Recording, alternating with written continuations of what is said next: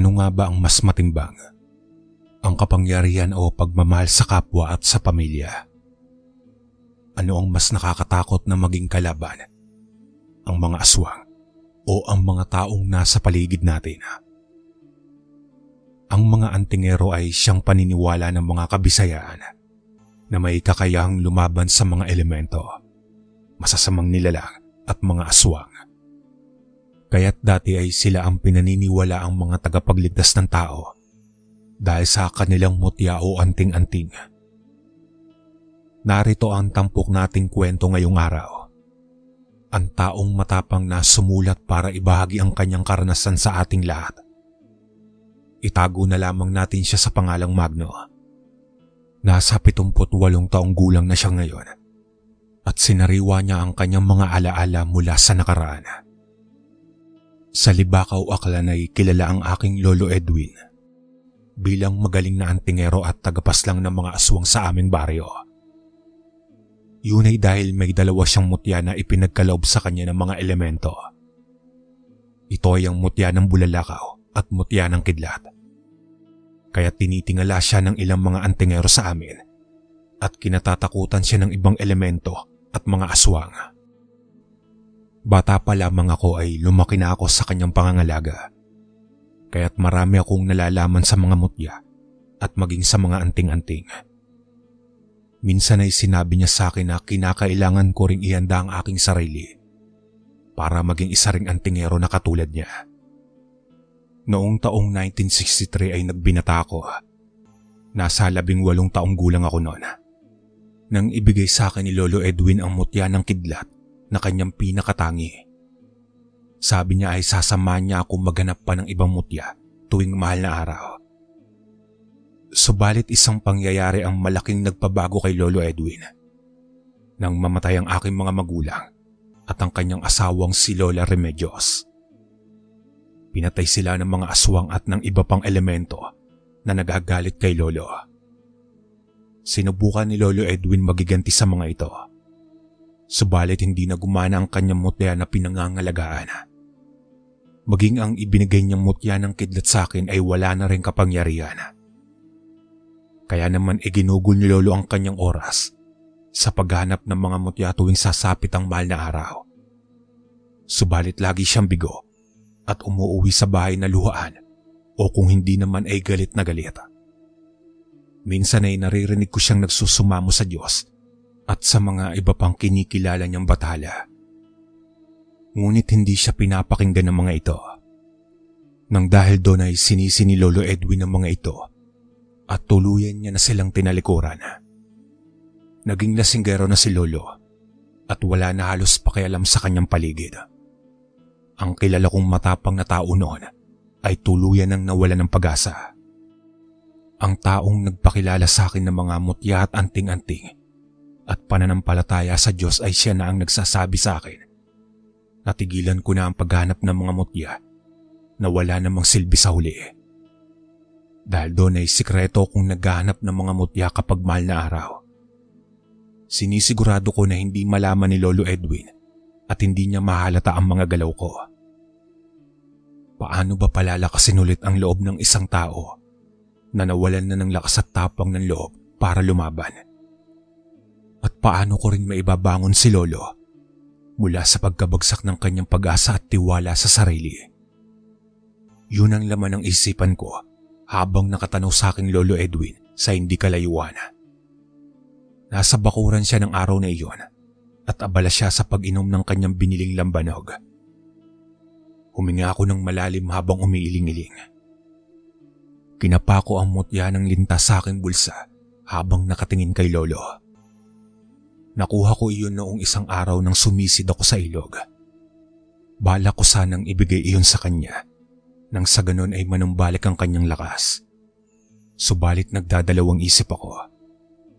Natatakot ako na magalit sa akin si Lolo Edwin at ipagtabuyan ako sa buhay niya.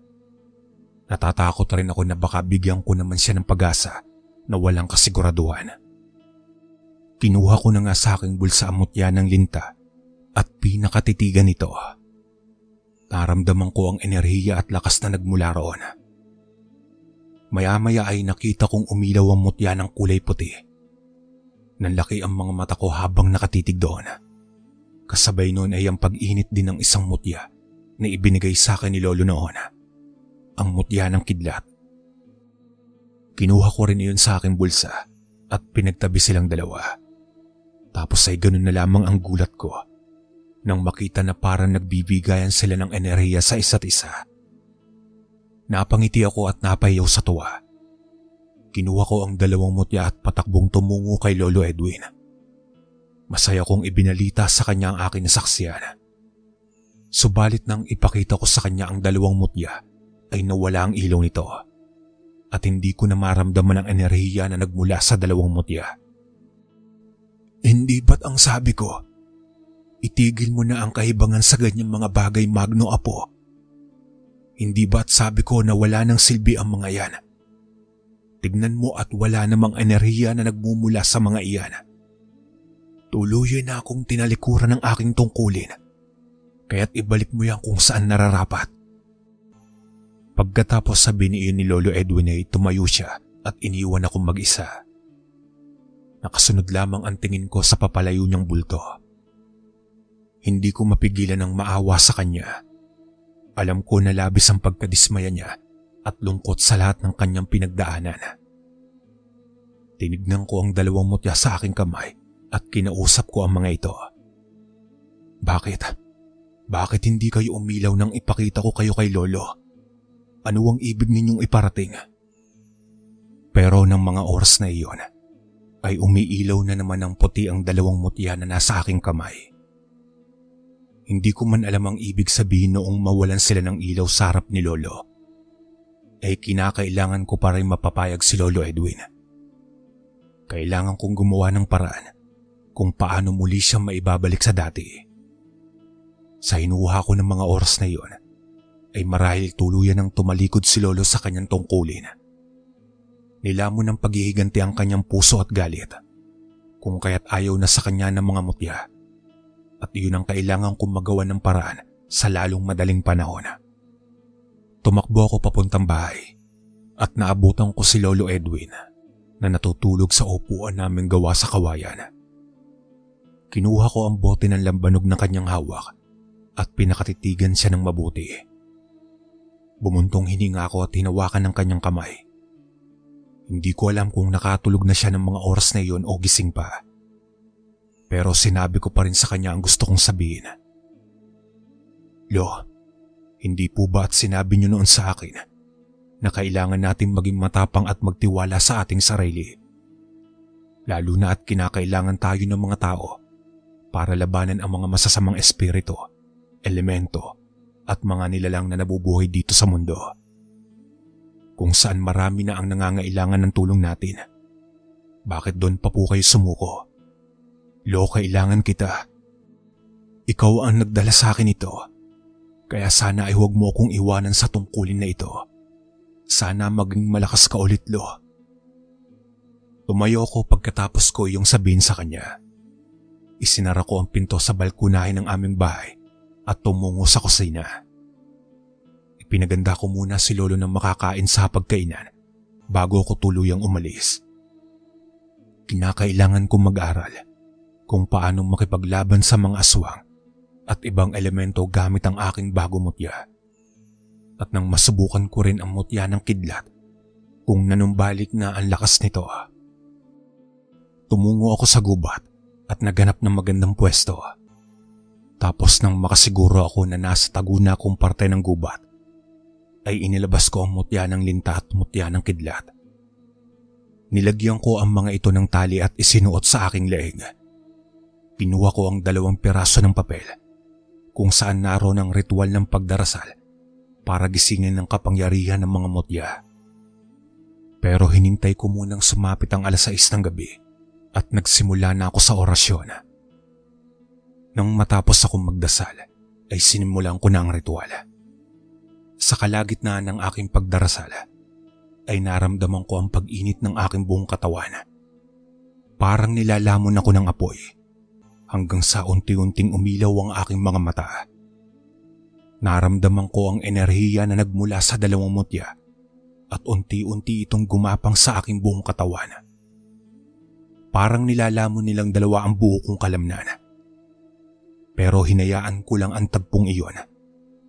Hanggang sa tuluyan nang naging magaan sa akin ang lahat. Pagkatapos ng ritual ay naramdaman ko na gumana ang aking pakiramdam. Subalit naroon pa rin ang malakas na enerhiyang nagmumula sa dalawang mutya na pag-aari ko. Napangiti naman ako ng mga oras na iyon habang punong-puno ng pag-asa ang aking puso. Bagaman ay nakaramdam ako ng konting pagkadismaya nang maalala ko na wala nang gusto sa ganong bagay si Lolo Edwin. Pero kung ayaw niya, ay ako na lamang ang magpapatuloy ng tungkulin. Hindi ko pwedeng pabayaan ang mga taong nangangailangan ng tulong. Simula pa noon ay sumumpa na ako na gagamitin ko sa tama ang mga mutya na ipinagkaloob sa akin. Itinago ko sa ilalim ng aking damit ang dalawang mutya at mabilis akong lumisan sa pusod ng kagubatan. Madilim na ang paligid at unti-unti nang sumisilip ang kabilugan ng buwan. Kitang-kita ko ang mga elementong nakatingin sa akin habang umiiwas sila at binigyan ako ng daan palabas. Tumigil ako sa paglalakad at hinarap ang isang elemento ng puno. Nagulat ito sa aking paglapit at agad na umantras. Kitang-kita ko ang tapang ngunit may kaunting takot sa kanyang mga mata. Tinanong ko siya kung may nalalaman siya kung bakit hindi gumagana ang isang mutya sa isang tao na matagal nang nasa pangangalaga nito. At ang naging sagot niya sa akin ay marahil daw binalot na ng galit at puot ang puso ng taong iyon. At maaari din daw na tuluyan ng nawalan ng tiwala ang taong iyon sa kakayahan ng isang mutya. Saka baka rin daw tuluyan na nitong tinalikuran ng tungkulin na kanyang sinumpaan. Nagpasalamat naman ako sa elemento at saka nagpatuloy na sa aking paglalakad. Malalim ang aking iniisip sa mga oras na iyon at hindi ko alam kung paano ko tutulungan ang aking Lolo Edwin sa kanyang suliranin. Pero sa kalagitnaan ng aking paglalakad, nang bigla akong makarinig ng isang sigaw at humihingi ng tulong. Sa tulong ng mutya ng kidlat, ay natuntun ko agad ang kinaroroonan ng humihingi ng tulong. Huminto ako sa pagdakbo at tinawag ang 3 aswang na pinagtutulungang patayin ang mag-ina. Napatigil ang mga ito at bumaling silang 3 sa akin. Matigas ang kanilang pagkakatayo. Punong-puno ng mga itim na balahibo ang kanilang buong katawan. Mahaba ang kanilang mga dila habang naglalaway. Matatalas din ang mga ngipin at mahaba ang kanilang mga kuko na matatalim. Ang kanilang mukha ay parang isang asong nauulol. Pulang-pula rin ang kanilang mga mata na hindi man lamang nakikitaan ng takot nang makita ko. Sinigawan ko sila na iwan ng mag-ina at ako ang kanilang harapin. Subalit narinig kong tumawa lamang ang mga ito at tila ako ay iniinsulto. Palibhasa ba na may kakaiba kang kakayahan ay matatakot na kami sa'yo? Diyan ka nagkakamali. Baguhan ka lamang at wala ang lolo mo rito para protektahan ka. Sad ng isang aswang na sa pagkakaalam ko ay siya ang mas malakas kaysa sa kanyang 2 kasama. Pero inihanda ko ang aking sarili kung sakali man na sila ay sumugod. Napangiti ako at nilasap ang enerhiyang nagmumula sa 2 kong mutya. May lumabas na ilaw sa aking mga mata. Mas tumalas naman ang aking paningin sa dilim. Tapos lumakas ang aking pandinig sa buong paligid. Naramdaman ko rin ang paggaan ng aking pakiramdam at ang pagtigas ng aking buong katawan. Kita ko ang mabilis na pagsugod ng mga aswang. Subalit mas mabilis ako sa kanila katulad ng isang kidlat. Umiwas ako sa kanilang mga atake at agad na tumungo sa mag-ina na hindi na nakakilos dahil sa kabiglaan at pagtataka. Dahil sa tulong ng mutya ay nakaya ko silang buhatin na mag-ina at dinala sa isang ligtas na parte ng kagubatan. Sinabihan ko silang umalis na at iligtas ang kanilang sarili. Nakinig naman silang 2 ng mga oras na iyon at mabilis na kumilos para tumakbo. Susundan pa sana sila ng isang aswang nang mabilis ko itong paunlakan ng isang suntok sa muka. Malayo ang binagsakan nito at rinig na rinig ko pa ang malakas na pag-alulong nito. Sunod-sunod nila akong inatake na 3 at mabilis ko namang naiwasan iyong lahat. Tuwang-tuwa ko habang kitang-kita ang inis sa kanilang mga mata at daing sa tuwing sila ay aking natatamaan ng sipa at suntok. Napatigil silang 3 habang habol ang hininga at masama ang tingin na ipinukol sa akin. Nanatili akong nakatayo at hinayaan silang suntukin at kalmutin ang aking katawan ng mga oras na iyon. Sinusubukan ko ang kapangyarihan ng mutya ng linta at ang laki naman ng tuwa ko nang hindi man lamang ako tinablan ng kanilang suntok o ng kanilang mga kalmot. Mistulang naging isang goma ang aking katawan na sumusunod lamang sa kung anong suntok ang kanilang pinapakawalan. Inipon ko ang enerhiya na nagbula sa mutya ng kidlat at mabilis ko silang pinatamaan ng aking suntok at sipa. May bultahin ng kidlat ang gumapang sa aking mga kamay at paa na siyang dahilan ng pagkamatay ng 3 aswang. Nag-iwan ng butas ang tama ng aking suntok at sipa sa kanilang dibdib at maging tiyan.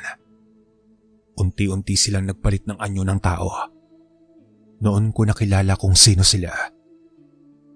Kapag nalaman ng mga pamilya nila ang nangyari sa kanila, ay siguradong maghihiganti ang kanilang mga angkan sa akin. Sigurado akong hindi nila ako hahayaan na mabuhay ng payapa. Hindi rin sila titigil hanggang hindi nila ako napapatay. Kaya naman mabilis kong nilisan ang kagubatan at agad na tumungo sa bahay namin ni Lolo Edwin. Naabutan ko naman siya sa balkonahe na nakayuko ang ulo sa mesa habang humahagulgol ng iyak. Napatigil ako at tinignan siya sabay buntong hininga ng mga oras na iyon. Pinakiramdaman ko ang buong paligid. Wala pa akong nararamdaman na kahit anong masamang enerhiya na papalapit sa amin. Kaya't may oras pa kami ni Lolo Edwin para maganda. Sinara ko ang pinto at mga bintana na nakabukas. Tinawag ko rin si Lolo ng mga oras na iyon at sinabi sa kanya ang nangyari. Tapos ay gano'n na lamang ang panlalaki ng mga mata niya nang matapos marinig ang mga sinabi ko. Mabilis siyang tumayo mula sa pagkakalugnok niya sa mesa at hinarap ako. Kitang-kita ko ang galit sa kanyang mga mata. Anong pinasok mong gulo ha, Magno Apo? Alam mo ba na oras malaman ng mga pamilya ng aswang ang ginawa mo, ay paniguradong babalik ang kanila. Hindi lang ang mga pamilya nila kundi ang mga grupo ng mga aswang. Ipaghihiganti nila ang kanilang namatay na mga kasama. Ano ang akala mo? Na makakaya ng mutya mo silang lahat? Aalalahanin mo na may hangganan ng kapangyarihan ng mga mutya. Hindi niyang kakayanin at ng katawan mo ang dami ng bilang ng mga aswang. Napatigil ako sa narinig mula kay Lolo Edwin. Hindi ko naisip ang bagay na iyon. Pero hindi ko naman makakaya sa mga oras na iyon. Nahayaan na lamang patay ng mga aswang ang mag-ina. Sagot ko naman kay Lolo.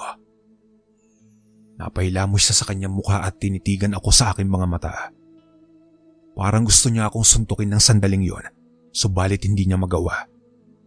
Sa tingin ko ay napagtanto rin ni Lolo Edwin na tama ang sinabi ko. Hinanap niya sa akin ang mutya ng kidlat at ipinakita ko yun sa kanya na nakasabit sa aking leeg kasama ang mutya ng linta. Napatigil naman si Lolo Edwin nang makita ang 2 mutya. Sinabi niya sa akin na pagmamayari ko na iyon at handa ako nitong tulungan sa anumang oras. Sinabi ko naman kay Lolo Edwin ang pag-uusap namin ng elemento ng puno. Umiling si Lolo nang marinig iyon at napatawa ng bahagya. Subalit kitang-kita ko ang lungkot sa kanyang mga mata at ang pagsisisi. Sinabi niya rin sa akin na wala siyang pag-asa pa at tuluyan na siyang nilamon ng puot at galit. Pero may pag-asa pa, Polo. Subukan mo ulit at ibalik mo ang loob mo sa mutya ng bulalakaw.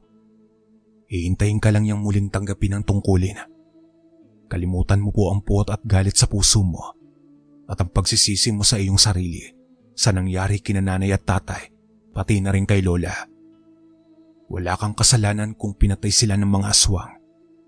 Sadyang nagkataon lang na wala tayo sa bahay noon nang mangyari ang lahat. Pagsusumamo ko sa kanya. Tumingin naman sa akin si Lolo Edwin at niyakap ako na mahigpit. Alam ko sa mga oras na iyon na nahimasmasan siya at napagtanto ang lahat. Sa kabila ng mga nangyari, walang ibang sisisihin kundi ang mga aswang na pumatay sa mga magulang ko at kay Lola Remedios. Sinamantala noon ng mga aswang na patayin ang mga mahal namin sa buhay nang wala kami ni Lolo sa bahay, kung saan abala kami noon sa paghahanap ng mutya. Kaya naman nauunawaan ko simula pa noon ang nararamdaman ni Lolo Edwin. Subalit kinakailangan niya maging malakas ulit. Kailangan ng tao ang tulong natin, Lo. Ang hindi natin nagawa kay nanay ay magagawa natin sa kanila. Hayaan mo na lamang ba na magtagumpay ang kasamaan kaysa sa kabutihan? Tumango naman si Lolo at niyakap ako ng mahigpit. Hindi ko inaasahan na darating ang araw na iyon kung saan mabubuhayan siyang muli ng pag-asa. Kinuha ni Lolo ang mutya ng bulalakaw sa kanyang kabinet saka tumingin sa akin. Tumango ko at ibinigay sa kanya ang 2 piraso ng papel kung nasaan naroon nakasulat ang mga ritual. Lumabas kami ng bahay ni Lolo at pumunta sa bakuran. Gumawa ako ng bilog sa lupa at umukit ng 8 simbolo na siyang naroroon sa ritual. Tumayo naman si Lolo sa gitna ng bilog at saka siya lumuhod doon. Nanatili akong nakatayo sa labas habang hinihintay siyang gawin ang ritual na siyang magpapagising sa natutulog niyang mutya ng bulalakaw. Nagsimula nang magdasal si Lolo at hinayaan ko siya sa kanyang ginagawa. Nanatili akong nakamadjag sa paligid at inaabangan kung anuman ang paparating na panganib. Umihip ng malakas ang hangin noon at naamoy ko ang mga nilalang na nagmumula sa hindi kalayuan. Hindi ako pwedeng magkamali. Mga grupo ng aswang ang papunta sa aming kinaroroonan. Napatingin ako kay Lolo na taimtim na nagdarasal at sinasambit ang mga katagang nakasulat sa 2 piraso ng papel. Hindi pwedeng maantala ang kanyang ginagawa ng mga nilalang na naroroon. Mabilis na tumakbo ang mga kalaban papunta sa aming kinaroroonan. Kung hindi ako kikilos, ay muli na namang mabibigo ang aking Lolo Edwin. Kaya't mabilis din akong tumakbo papuntang kapatagan. Iniwan ko si Lolo at alam ko na magtatagumpay siya sa mga oras na iyon. Hinanda ko ang sarili ko noon sa mga papalapit na aswang.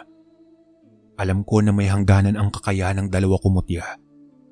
Pero kinakailangan ko subukan ang bagay na iyon. Ang mahalaga ay manumbalik ang lakas ng aking Lolo Edwin. Handa na akong mamatay para sa kaligtasan niya. Hanggang sa natanaw ko na ang mga aswang na sa pagkakaalam ko ay nasa bilang 20 silang lahat. Rinig na rinig ko ang tibok ng kanilang puso. Napupuno iyon ng galit at puot. Nararamdaman ko na handa silang mamatay sa pagkakataong iyon. Maipagiganti lang ang namatay nilang kasamaan. Alam ko ang mithiin nilang iyon dahil ganun din ang nararamdaman ko. Naalala ko ang nakaraan kung saan naabutan ko sa aming bahay ang mga magulang at Lola Remedios na wala ng buhay. Naliligo sa kanilang sariling dugo at may mga sugat na natamo mula sa mahabang kuko ng mga aswang. Kumuyom naman ang mga kamay ko at pinadaloy ang enerhiya ng 2 mutya sa aking katawan. Sumambit ako sa aking isip noon na bigyan nila ako ng lakas na mapagtagumpayan ko ang pagprotekta kay Lolo at ang labanan ang kasamaan. Napangisi agad ako nang makalapit ng tuluyan ng mga aswang sa aking harapan. Binati ako ng kanilang pinuno habang pinipigilan ang mga kasama niya na huwag muna akong atakihin. Sinabi niya sa akin ang kanilang layunin ng gabing iyon. Nakarating daw sa kanya ang balita na namatay ang kanyang 3 mga kasapi at nalalaman niya ang amoy ng pumaslang sa kanyang mga kasama. Sinabi niya na ako iyon at hindi naman ako tumanggi sa kanya. Pasensya na pero kinakailangan kong iligtas ang mag-ina. Nanlaban ng mga kampon mo kaya wala na akong nagawa kundi ang paslangin ko sila. Sagot ko naman sa kanya. Tumawa naman siya na may gigil at galit. Tila hindi niya nagustuhan ang sinabi ko. Kung hindi kayo nagasik ng lagim sa baryong ito, di sana'y walang nangyari sa inyong masama. Subalit mas pinili ninyong maging masama at ang pumaslang ng mga inosenteng tao. Kaya tungkulin kong protektahan ko sila Dagdag ko pa. Tumiimbagang ako nang maalala kong muli ang nangyari sa aking mga magulang at Lola Remedios. Pero tumawa silang lahat dahil sa aking sinabi. At isang ngisi ang isinagot sa akin ng pinuno ng mga aswang. Pinaalala niya sa akin kung paano niya pinatay ang aking mga magulang at ang asawa ni Lolo Edwin. Maya-maya pa ay napatigil sila sa tawanan nang biglang kumulog ang kalangitan. Napatingin ako kay Lolo Edwin at napangiti nang makitang nagtagumpay siya.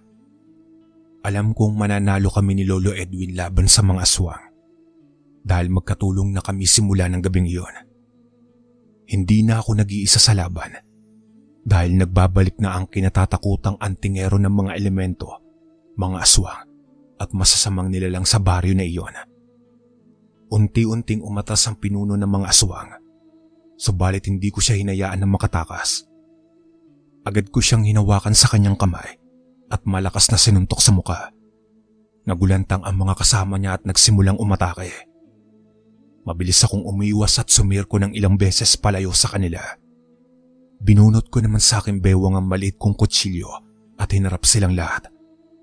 Umaalulong ang pinuno ng mga aswang. Isang hudyat na tinatawag niyang ibang mga kasamaan na nagtatago sa dilim. Naglabasan ang mga ito mula sa pagkukubli sa kagubatan at mabilis nila akong pinalibutan. Pero ramdam ko ng mga oras na iyon na makakaya kong patumbahin ng lahat. Subalit hindi ko alam kung hanggang saan ang kakayahan ng dalawa kong mutya. Nagsimula nang umatake silang lahat at pinagkaisa nila ako.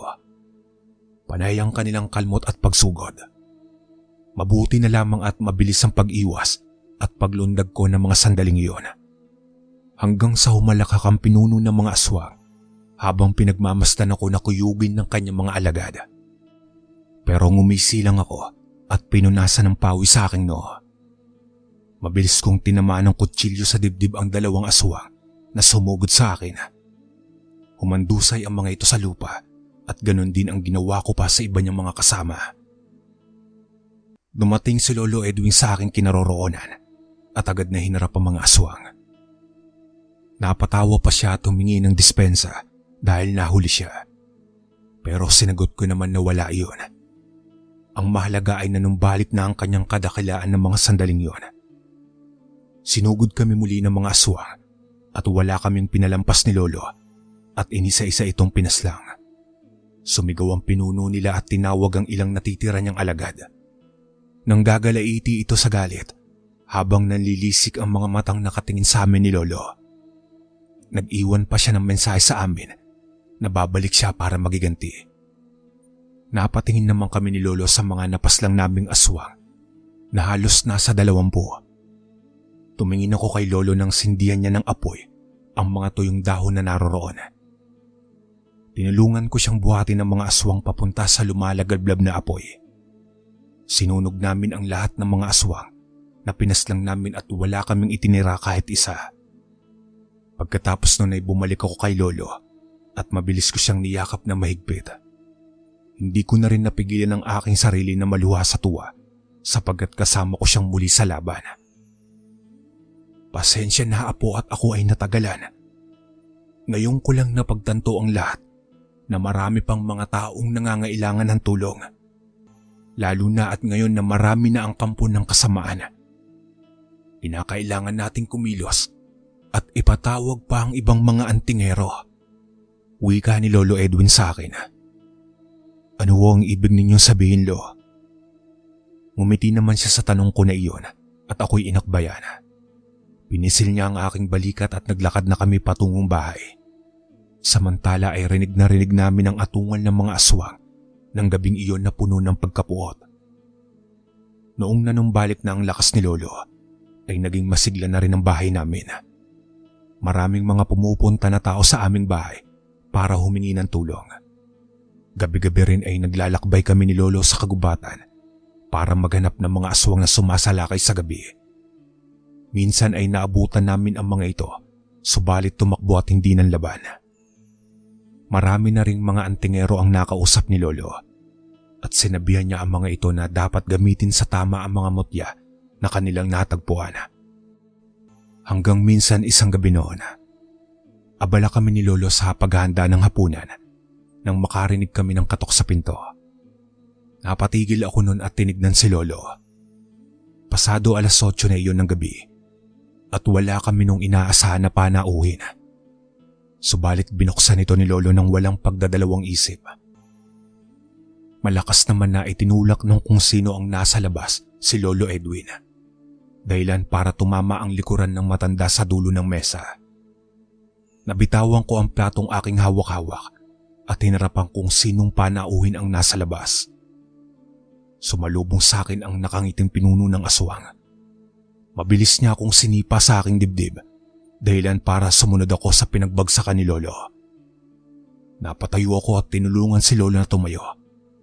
Alam ko na hindi niya kami titigilan hanggat hindi niya kami napapaslang ni Lolo. Pero hindi ko hayaan na mangyari ang bagay na iyon. Tinanong naman siya ni Lolo Edwin kung ano ang ginagawa nito sa aming bahay. Pero tinawanan niya lang kami. Sinagot niya kami na hindi namin siya mapapatay at gagawa siya ng paraan para maparami ang mga aswang sa baryo na iyon. Pinakita rin niya sa amin ang kanyang hawak na itim na bertud ng mga aswang. Sa kanya iyon isinuot sa kanyang leeg. Naramdaman ko ang malakas na enerhiyang nagmumula doon. Kapangyarihan ng kasamaan. At alam kong nararamdaman din iyon ni Lolo, kaya't nagkatinginan kami sa isa't isa. Hinding-hindi niyo ako matatalo, Magno at Edwin. Habang buhay ko kayong pahihirapan sa tungkulin ninyo. Hindi lang ako kundi ang iba pang mga nagagalit sa inyo. Wika ng pinuno ng mga aswang. Ngumiti naman ako at tinanguan si Lolo. Nababasa ko ang ibig niyang iparating sa akin ng mga oras na iyon. Kailangan namin makuha ang itim na bertud mula sa pinuno ng aswang upang ito ay wasakin. Mabilis kong nilundagan ng aswang at nagpakawala ng mag-asawang suntok sa mukha nito. Sinakyan ko siya sa kanyang dibdib at hinawakan ng magkabila niyang kamay. Ibinuhos ko ang aking buong lakas at ang lakas na nagmumula sa mutya ng kidlat papunta sa kalaban. Subalit nanlalaban din ang itim niyang bertud na hawak. Nanlaki ang mga mata ko nang malabanan ng pinuno ng aswang ang lakas ko. Pumunta naman si Lolo sa uluhan ng pinuno ng aswang. Pagkatapos noon ay nagdasal siya ng isang Latin na panalangin habang nakapikit ang kanyang mga mata. Nanlaban ng pinuno ng aswang na tila nahihirapan siya ng mga oras na iyon. Kinuha ko naman ang pagkakataon na iyon para kunin ang itim na bertud sa leeg nito. Nang makuha ko iyon ay agad ko siyang sinuntok, ngunit hindi ko iyon nawasak. Napatingin ako kay Lolo. Sa pagkakataong iyon nakamulat na siya ng kanyang mga mata. Kinuha niya sa akin ang itim na bertud ng aswang. Sinubukan niyang sunugin iyon gamit ang mutya ng bulalakaw. Hinayaan ko si Lolo sa kanyang ginagawa at binalikan ko ang pinuno ng aswang. Nakatayo na ito at sumugod sa aking kinaroroonan. Mabilis ko siyang sinipa dahilan para mawalan siya ng balanse. Hanggang sa patuloy pa rin kami nagpapambuno ng pinuno ng aswang. Mabilis ko naman siyang nilundagan at itinarak ang hawak kong kutsilyo sa kanyang ulo na binunot ko sa aking bewang kanina. Nangisay naman ito hanggang sa unti-unti itong nasunog at tuluyang naging abo. Nanghihina akong napalod sa lupa at nilingon si Lolo na matagumpay na nasunog ang itim na bertud. Tumawa na lang ako ng mga oras na iyon habang unti-unting tumatayo. Niyakap ko si Lolo at pinasalamatan siya. Tinapik naman niya ako sa aking balikat. Hanggang sa tumingala kami sa kalangitan na napupuno ng mga bituin. Sinabi niya sa akin na hindi pa roon natatapos ang aming tungkulin at marami pa kaming dapat na harapin. Simula noon ay kasama ko na ang aking Lolo Edwin sa pagtugis ng mga aswang sa aming baryo. Marami kaming pinagdaanan at sinubok ang aming pananampalataya at kalakasan sa gitna ng aming pakikipagsapalaran. Noong mamatay si Lolo Edwin dahil sa katandaan, sabilitan niya akong pinangako sa kanya noon na itigil ko na ang aking tungkulin. Nang sa ganon ay maranasan ko rin ang mabuhay ng payapa at magkaroon ng sariling pamilya. Sinunod ko ang kanyang habilin na iyon hanggang sa panahong ito. Kung dumating man ang panahon na bubuksan ko muli ang tungkuling iyon, maaaring hindi na sa akin dahil matanda na ako. Marahil ipapamana ko ito sa aking mga apo. Subalit ang pagkakaroon ng mutya at ng kapangyarihan nito ay isang matinding tungkulin na dapat harapin sa mundong ibabaw. Hindi pwede ang isang mahina at walang pagmamahal sa pamilya at kapwa. Kinakailangan ng susunod na tagapangalaga nito ang tinataglay na katangian ng isang antingero.